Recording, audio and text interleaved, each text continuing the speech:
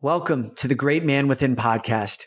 Every episode designed to help you discover and live the great man within you. Earlier today, I sent an email out to my community and I asked you one very simple question.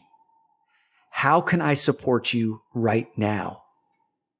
What are the topics that you want me to be addressing on these daily podcasts? What are the areas that you are feeling most challenged in your life right now? What are the areas that you want guidance and support or an additional perspective on that you think that I may be able to help you with? And the email responses that I got were profoundly insightful. I saw a number of themes that are super helpful that I will be addressing in today's episode, but it's also helped me to focus where I'm going to be bringing the attention for tomorrow and the days that follow. So thank you to those of you who provided that input.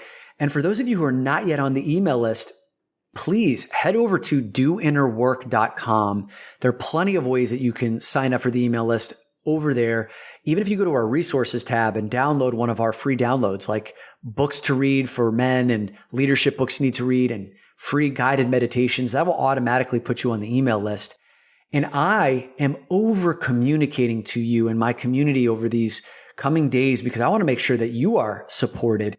So I'm asking for your input through the email list. This is your chance to be heard. I read every single response that comes through. I will respond to every single email that comes through. It may take me a day or two right now because I'm getting a higher volume of responses, but you will hear from me. So this is your chance to help direct the conversation, letting me know where you need me to focus the time and attention so that I can support you the most effective way possible. So the number one theme that emerged from the slew of emails that came in today, the one topic that was above and beyond pretty much all of the others was, how do I start to prepare myself for this potential period of prolonged isolation? Potential period of prolonged isolation. I could probably say that 5 times fast. How do I prepare myself for this potential period of prolonged isolation? I don't need to say it any more than that. It's a relevant question. It's a question that I have been grappling with on a regular basis over these last few days because I'm a single man living in a 1-bedroom apartment here in Manhattan.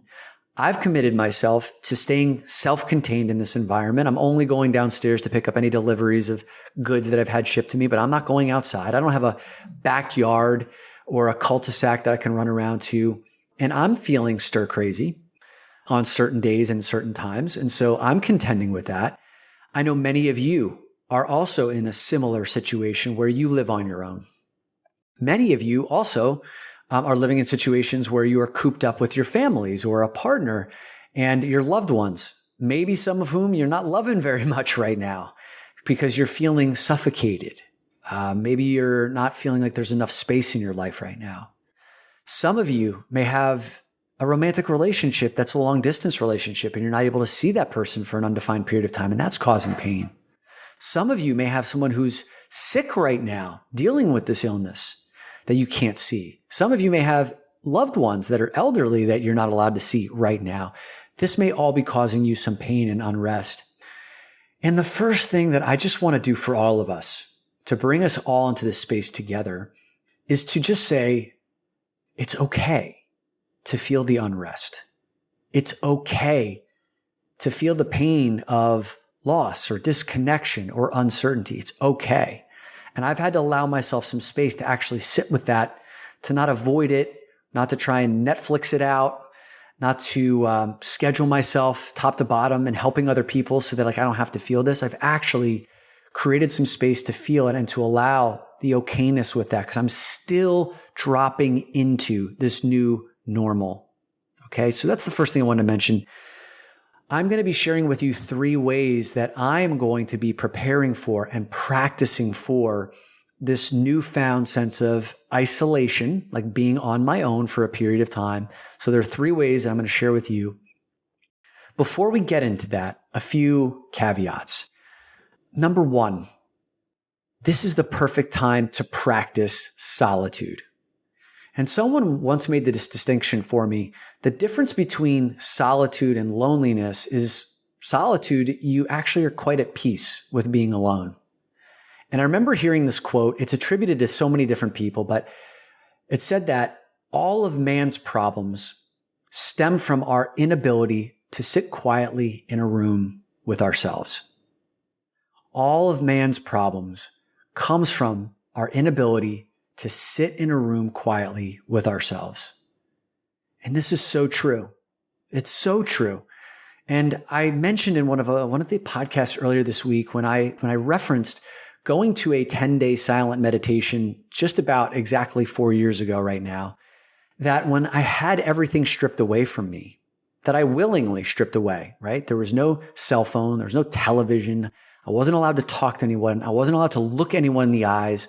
There was no reading. There was no writing. There was no caffeinating. There was no self-stimulating. There was no journaling. There was nothing. The only thing that I was left with was me, myself, and I. And that brought me an intense amount of discomfort for a period of time, for a few days actually, until that third morning where that pain and intensity broke. And in the form of, I actually had I broke down crying. I don't think I remembered crying for like decades before that. I broke down crying for like a period of 10 to 20 minutes, not knowing about what about. I couldn't have even told you why, but it was just a release that my body needed to go through that allowed me to finally settle into this. Oh, I'm here. And the days that followed, the period of solitude that followed was profound. Like it was one of the most beautiful experiences that I've ever had.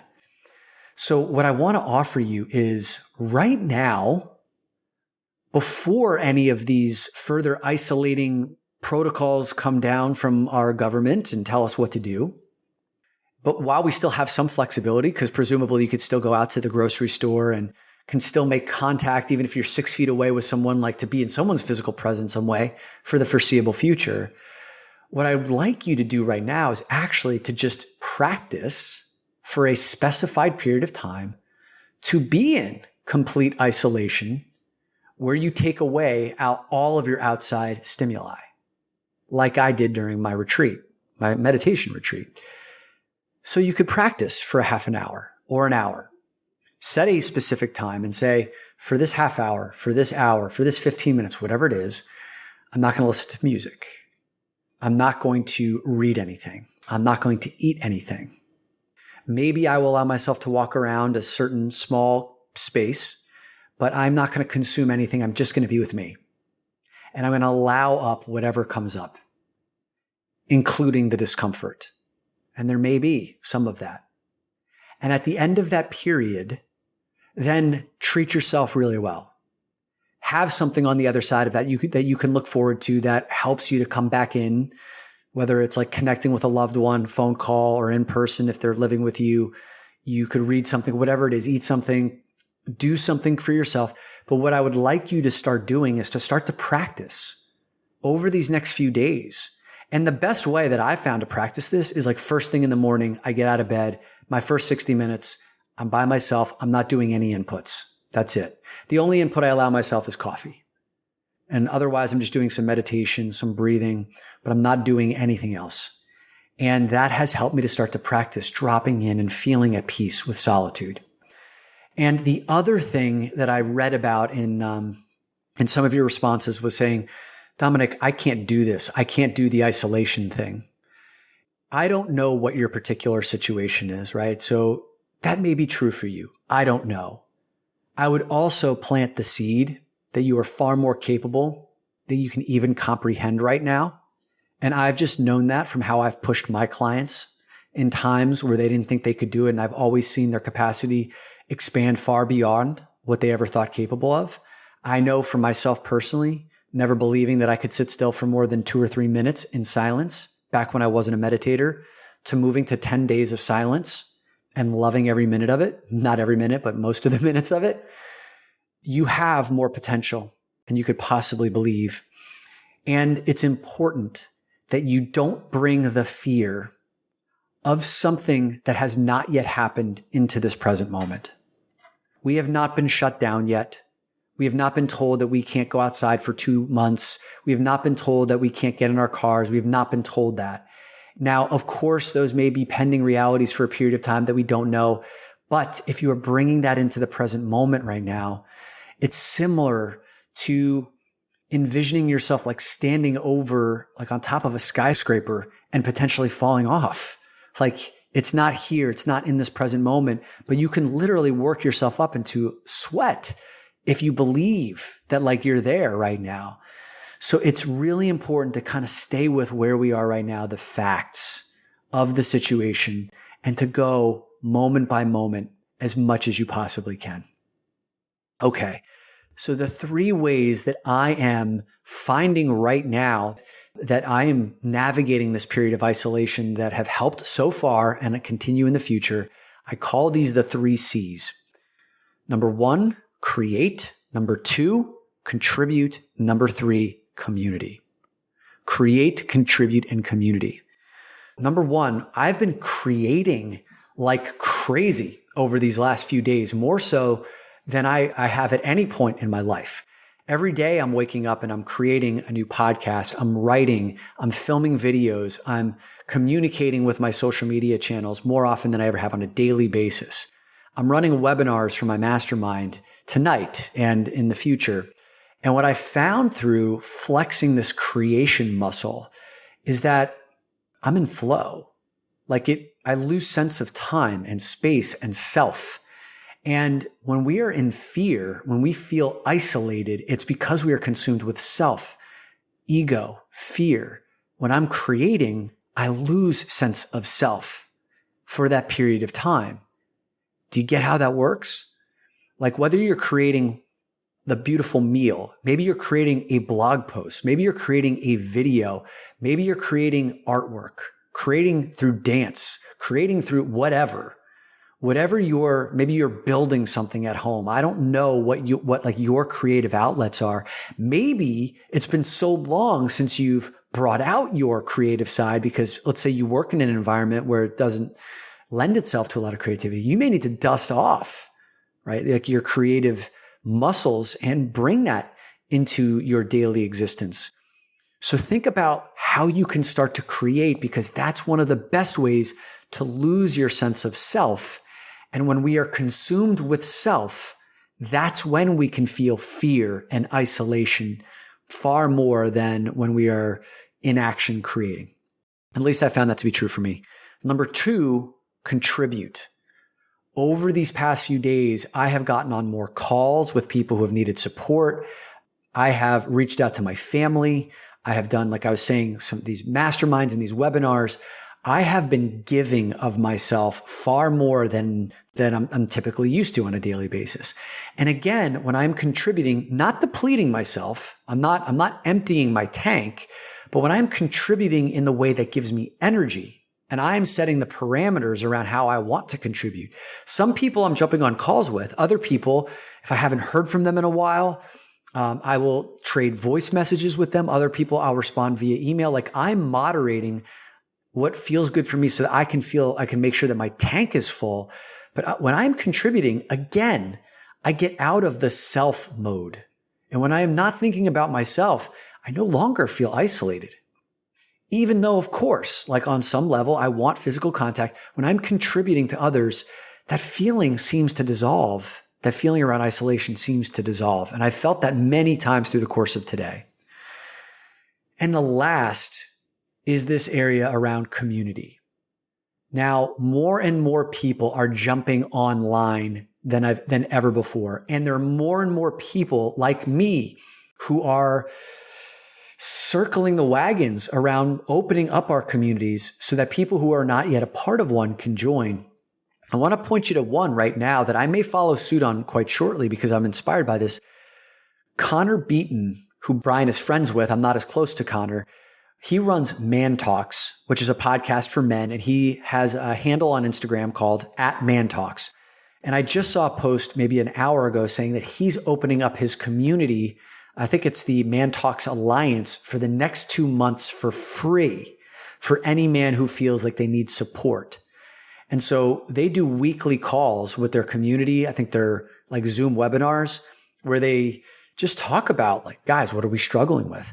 I know I'm doing that for my mastermind tonight. I'm thinking about doing that for a larger group. And if you are interested in that, let me know. Like, hit me up on doinnerwork.com. Like, tell me that you would want that, and I will circle the wagons and open up something like that.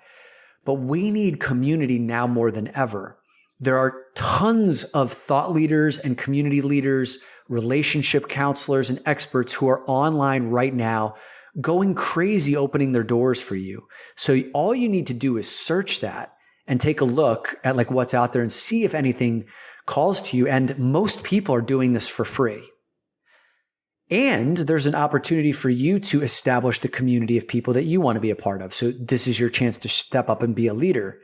So identify the man or the 3 men that you're like, guys, for the next however long, what do you say that we jump on a call twice a week or once a week? Maybe we have a group text message chain. Here are the parameters. Are you in? We can support each other in these ways. Fellas, this is your time. Like, this is your chance to step up. And again, if you're not ready to be the one who organizes that, then go out and find and seek what's out there for you.